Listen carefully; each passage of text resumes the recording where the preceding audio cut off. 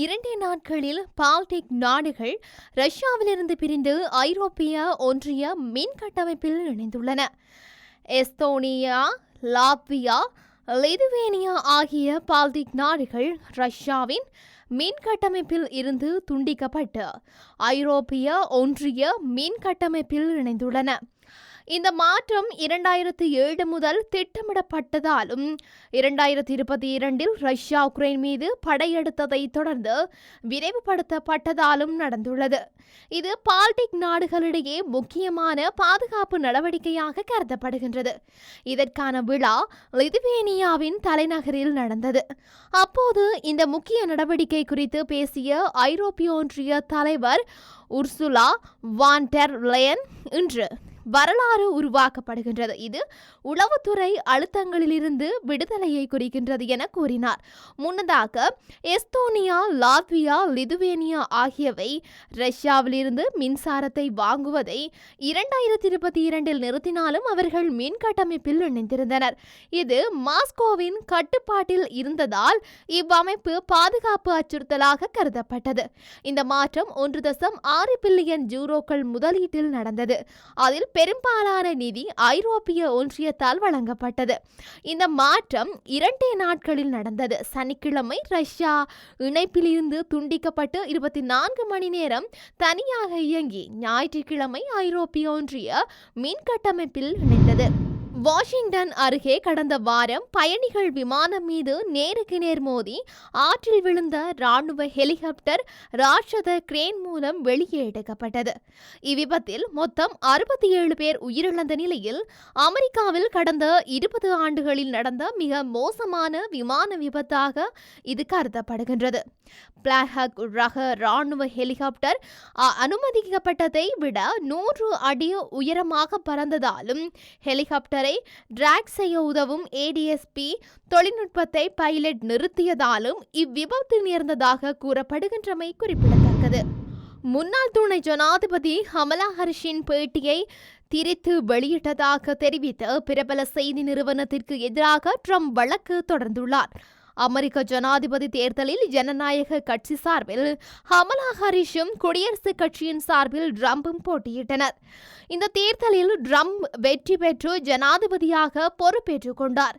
இதனிடையே தேர்தலுக்கு முன்பு கமலா ஹாரிஸ் கொடுத்த பேட்டியை மட்டுமே சிபிஎஸ் எனும் செய்தி நிறுவனம் அண்மையில் வெளியிட்டது. இதற்கு ஜனாதிபதி ட்ரம்ப் கடும் எதிர்ப்பு தெரிவித்துள்ளார். அதாவது 1 மணி நேரம் எடுக்கப்பட்ட நேர்காணலில் வெறும் 20 நிமிடங்களை மட்டும் கமலா ஹாரிஸுக்கு ஆதரவாக வெளியிட்டிருப்பதாக குற்றம் சாட்டியுள்ளார். எனவே உண்மையை திரித்து கூறும் வகையில் காணொளியை எடிட் செய்து வெளியிட்டுள்ளதால் சிபிஎஸ்இன் தாய் நிறுவனத்திற்கு எதிராக $10 பில்லியன் இழப்பீடு கேட்டு பெடரல் கம்யூனிகேஷன் கமிஷனிடம் வழக்கு தொடர்ந்துள்ளார். இந்த செயலில் ஈடுபட்ட சிபிஎஸ் செய்தி நிறுவனத்தை முடக்க வேண்டும் அல்லது சுமார் 60 நிமிடங்கள் ஒளிபரப்பை நிறுத்த வேண்டும் என்று ட்ரம்ப் தெரிவித்துள்ளார். ரஷ்யா உக்ரைன் இடையேயான போர் நிறுத்தம் தொடர்பில் புதினை சந்தித்து பேச்சுவார்த்தை நடத்த தயாராக இருப்பதாக டொனால்ட் ட்ரம்ப் தெரிவித்துள்ளார். 2.5 ஆண்டுகளுக்கு மேலாக நீடித்துக் கொண்டிருக்கும் இந்த போரில் ஏராளமான ராணுவ வீரர்கள் மற்றும் பொதுமக்கள் பலியாகியுள்ளனர்.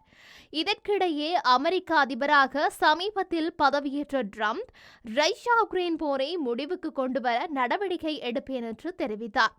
இதற்காக ரஷ்யா அதிபர் புதினை சந்தித்து பேச்சுவார்த்தை நடத்த தயாராக இருப்பதாக தெரிவித்திருந்தார். மேலும் போரை முடிவுக்கு கொண்டு வருவது குறித்து அமெரிக்க ரஷ்ய அதிகாரிகள் பேசி வருகின்றனர் என்றும் தெரிவித்துள்ளார். அதேபோல ட்ரம்பின் முயற்சியை புதின் பாராட்டியிருந்தார். இந்த நிலையில் புதினுடன் தொலைபேசியில் பேசியதாக ட்ரம்ப் தெரிவித்துள்ளார். ஏர்போர்ட்ஸ் ஒன் விமானத்தில் ட்ரம்ப் பயணம் செய்த போது தனியார் ஊடகத்துக்கு பேட்டி அளித்திருந்தார். அவர் மேலும் அந்த பேட்டியின் போது கூறியதாவது, அப்போது அவர் கூறும்போது உக்ரைன் போரை முடிவுக்கு கொண்டு வருவதற்கான பேச்சுவார்த்தைகளை நடத்துவதற்காக ரஷ்ய அதிபர் விளாடிமிர் புதினுடன் தொலைபேசியில் பேசினேன். போரை முடிவுக்கு கொண்டு வருவதற்கான உறுதியான திட்டம் என்னிடம் இருக்கின்றது. இது வேகமாக இருக்கும் என்று நம்புகின்றேன். ஒவ்வொரு நாளும் மக்கள் இறந்து கொண்டிருக்கின்றார்கள். இந்த போர் உக்ரைனில் மிகவும் மோசமாக உள்ளது. இந்த மோசமான விஷயத்தை நான் முடிவுக்கு கொண்டு வர விரும்புகின்றேன் என அவர் கூறியுள்ளார். கரீபியன் கடலில் 7.6 ரிக்டர் அளவிலான நிலநடுக்கம் ஏற்பட்டுள்ளதால் பல நாடுகளுக்கு சுனாமி எச்சரிக்கை விடுக்கப்பட்டுள்ளதாக அமெரிக்க புவியியல் ஆய்வு மையம் தெரிவித்துள்ளது. கேமன் தீவுக்கு தென்மேற்கே 209 கிலோமீட்டர் தொலைவில் கரீபியன் கடலில் இந்த சக்தி வாய்ந்த நிலநடுக்கம் ஏற்பட்டுள்ளது. இதையடுத்து கேமன் தீவுகள், ஜமைக்கா, கொலம்பியா, போர்ட்டோ ரிக்கோ உள்ளிட்ட கரீபியன் கடலை அண்மித்த தீவுகள் மற்றும் நாடுகளுக்கு சுனாமி அபாய எச்சரிக்கை விடுக்கப்பட்டுள்ளது. லெபனான் மீது இஸ்ரேல் ஆளில்லா விமான தாக்குதல் மேற்கொண்டுள்ளதாக வெளிநாட்டு ஊடகங்கள் செய்தி வெளியிட்டுள்ளது. ஹிஸ்புல்லா இஸ்ரேல் இடையே ஒப்பந்த முறையில் உள்ள காரணத்தினால் போர் நிறுத்தப்பட்டுள்ளது. ஆனாலும் ஹிஸ்புல்லா அமைப்பின் நிலைகளை குறிவைத்து இஸ்ரேல் அவ்வப்போது தாக்குதல் நடத்தி வருகின்றது. இந்த நிலையில் லெபனான் மீது இஸ்ரேல் நேற்று ஆளில்லா விமான தாக்குதல் நடத்தியுள்ளது.